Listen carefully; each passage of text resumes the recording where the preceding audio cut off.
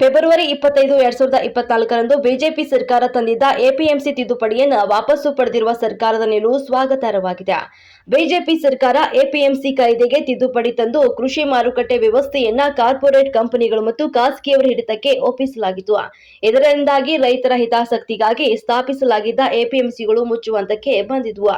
ಒಳ್ಳೆಯ ವಹಿವಾಟನ್ನ ಹೊಂದಿದ ಕೋಲಾರದ ಎಪಿಎಂಸಿ ಈಗಾಗಲೇ ಮುಚ್ಚಲಾಗಿತ್ತು. ಏಷ್ಯಾದಲ್ಲೇ ಹೆಸರುವಾಸಿಯಾಗಿದ್ದ ಶಿವಮೊಗ್ಗ ಅಡಿಕೆ ಮಾರುಕಟ್ಟೆ ವ್ಯವಹಾರ ಕೂಡ ಇಳಿಮುಖವಾಗಿತ್ತು. ಹಾಗೆಯೇ ಸಿರಸಿ ಮತ್ತು ಪುತ್ತೂರಿನಲ್ಲಿದ್ದ ಅಡಿಕೆ ಮಂಡಿ ವ್ಯವಹಾರ ಕೂಡ ಕುಸಿದಿತ್ತು. ತಿಪಟೂರಿನ ಕೊಬ್ಬರಿ ಮಾರುಕಟ್ಟೆ ಮತ್ತು ಅದಕ್ಕೆ ಕುತ್ತು ಬಂದಿತ್ತು. ರಾಯಚೂರು ಮತ್ತು ಹಲಿಹಾಳ್ ಹತ್ತಿ ಮಾರುಕಟ್ಟೆ ವ್ಯವಹಾರ ಕೂಡ ಕುಸಿದಿತ್ತು.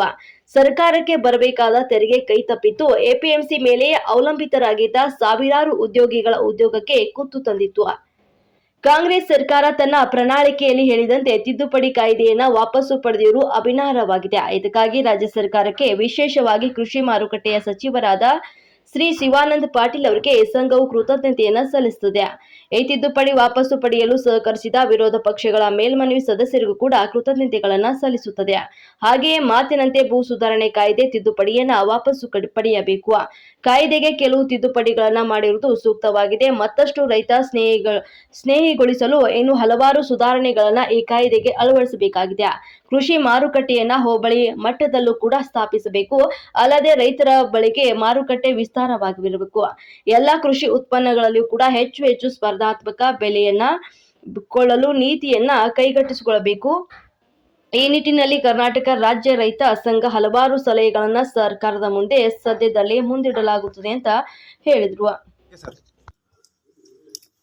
ಕಳೆದ ಬಿಜೆಪಿ ಸರ್ಕಾರ ಎಪಿಎಂಸಿ ಕಾಯ್ದೆಗೆ ತಿದ್ದುಪಡಿ ತಂದು ಇಡೀ ಕೃಷಿ ಮಾರುಕಟ್ಟೆ ವ್ಯವಸ್ಥೆಯನ್ನು ಕಾರ್ಪೊರೇಟ್ ಕಂಪ್ನಿಗಳು ಮತ್ತು ಬಂಡವಾಳಶಾಹಿಗಳು ಒಪ್ಪಿಸಿತ್ತು.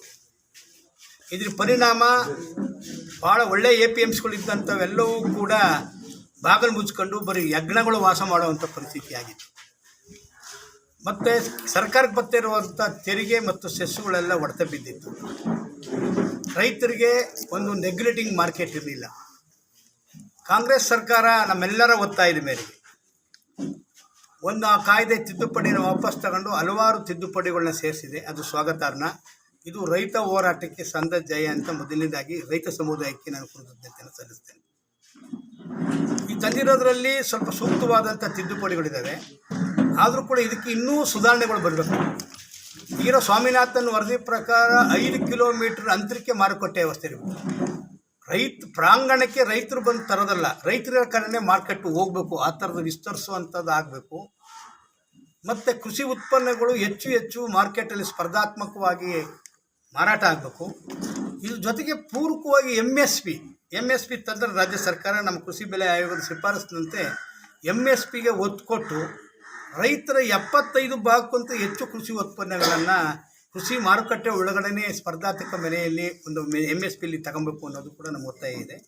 ಹಲವಾರು ಇನ್ನೂ ಸುಧಾರಣೆಗಳಾಗಬೇಕಾಗಿದೆ. ಅದನ್ನು ಸದ್ಯದಲ್ಲೇ ರೈತ ಸಂಘ ಆ ತಿದ್ದುಪಡಿಗಳು ಏನಿರಬೇಕು, ಸುಧಾರಣೆಗಳು ಏನಿರಬೇಕು ಅನ್ನೋದನ್ನ ಮಾರುಕಟ್ಟೆ ಸಚಿವರಿಗೆ ಒಪ್ಪಿಸ್ತೀವಿ. ಮುಖ್ಯಮಂತ್ರಿಗಳು ಅಧಿಕಾರಕ್ಕೆ ಬರೋಕ್ಕೆ ಮುಂಚೆನೇ APMC ತಗೊಳ್ತೀವಿ ಅಂತ ಹೇಳಿದರು. ಅದನ್ನು ಇವತ್ತು ಸರ್ಕಾರ ತಗೊಂಡಿದೆ. ಅದಕ್ಕೆ ವಿಶೇಷವಾಗಿ ರಾಜ್ಯ ಸರ್ಕಾರಕ್ಕೆ, ಮುಖ್ಯಮಂತ್ರಿಗಳಿಗೆ ಮತ್ತು ಕೃಷಿ ಮಾರುಕಟ್ಟೆ ಸಚಿವ ಶಿವಾನಂದ ಪಾಟೀಲ್ ಅವರಿಗೆ ರೈತ ಸಮುದಾಯದ ಪ್ರಕಾರ ಕೃತಜ್ಞತೆಯನ್ನು ಸಲ್ಲಿಸ್ತಾ ಇನ್ನೂ ಸಾಕಷ್ಟು ಸುಧಾರಣೆಗಳನ್ನು ತಗೊಬನ್ನಿ, ರೈತರ ಪರವಾದ ನೀತಿಗಳನ್ನು ತಗೊಬನ್ನಿ. ಅದೇ ರೀತಿ ಮಾತಿನಂತೆ ಭೂ ಸುಧಾರಣಾ ಕಾಯ್ದೆ ತಿದ್ದುಪಡಿಯನ್ನು ವಾಪಸ್ ತಗೊಳ್ಳಿ ಅಂತೇಳಿ ಈ ಮೂಲಕ ಆಗ್ರಹ ಮಾಡ್ತೀನಿ.